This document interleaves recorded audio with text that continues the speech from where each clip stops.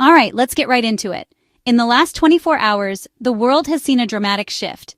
Russia is no longer just talking, it's moving to action. This is not just another news headline. This is a real escalation, and it's got everyone paying attention, especially across NATO and right here at home. So, what's actually happened? Overnight, German fighter jets were scrambled to intercept a Russian military plane flying dangerously close to NATO airspace. That's not just a routine drill. This is a clear sign that tensions are rising fast. And while that was happening, former U.S. President Donald Trump made a bold statement. If Russia keeps pushing, he vows to defend Poland and the Baltics, no matter what. This isn't just politics as usual. It's a warning shot, and it's got everyone on edge. Meanwhile, on the ground in Ukraine, the fighting has only gotten more intense. Russia is ramping up its attacks, launching fresh offensives, and making it clear that peace is nowhere in sight. Ukrainian cities are under fire, and the world is watching with growing concern. Every hour it feels like the risk of this war spilling over into the rest of Europe is getting higher. But here's the thing. The United States isn't backing down.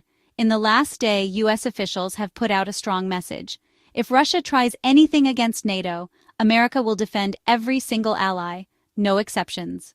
That means Poland, the Baltics, and every country under the NATO umbrella can count on U.S. support. And honestly, that's a message the world needs to hear right now. Let's be real. Nobody wants a global war.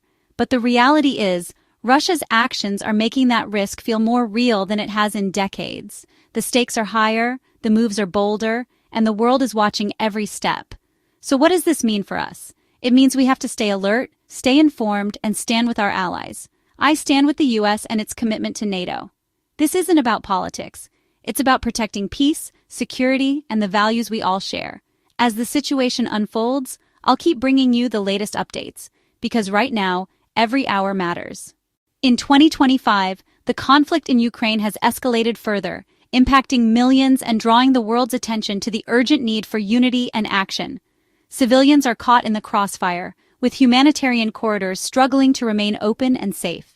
Hospitals and medical teams are overwhelmed, facing shortages and constant danger as they work to save lives. Critical infrastructure is under attack, with power and water supplies repeatedly targeted, deepening the crisis for ordinary people. Millions are left without basic services, seeking shelter and support wherever they can find it. Leaders across Europe and the world are holding emergency summits, calling for unity and decisive action to protect peace and human rights.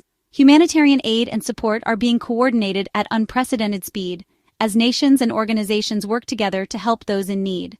Governments and military advisors are collaborating closely, reassessing strategies and responses to the evolving threat.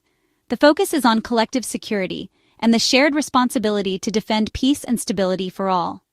NATO's commitment to collective defense remains central, reminding us that unity is our greatest strength. World leaders are reaffirming their dedication to their allies and to the principles of freedom and cooperation. Global markets are reacting with volatility, and supply chains are under severe strain. Citizens around the world are calling for peace, but diplomatic channels remain tense and uncertain. As journalists, we have a duty to verify facts and fight misinformation in this era of information warfare. Truth and transparency are our strongest tools against propaganda and deception. Our democratic institutions are being tested, but they remain our best defense against authoritarianism and aggression. Those who served before us knew that freedom demands constant vigilance. In these times, communities unite, organizing support for those affected by war. Fundraising and relief efforts are critical, while support groups offer hope and comfort. Schools are teaching the next generation about the value of international cooperation and understanding. Technology companies are working to stop the spread of disinformation during this crisis. Emergency services are coordinating rapid responses while hospitals prepare for new casualties. Families are updating their emergency plans, and neighborhoods are strengthening security. Businesses are developing continuity plans while critical infrastructure is being secured. Despite the challenges ahead, we must remember what we're fighting to protect: our way of life, our freedoms, and our hopes for the future.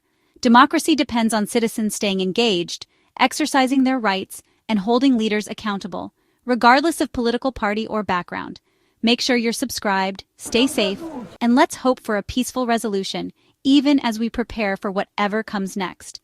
Together, we are stronger. Thanks for watching, and I'll see you in the next update.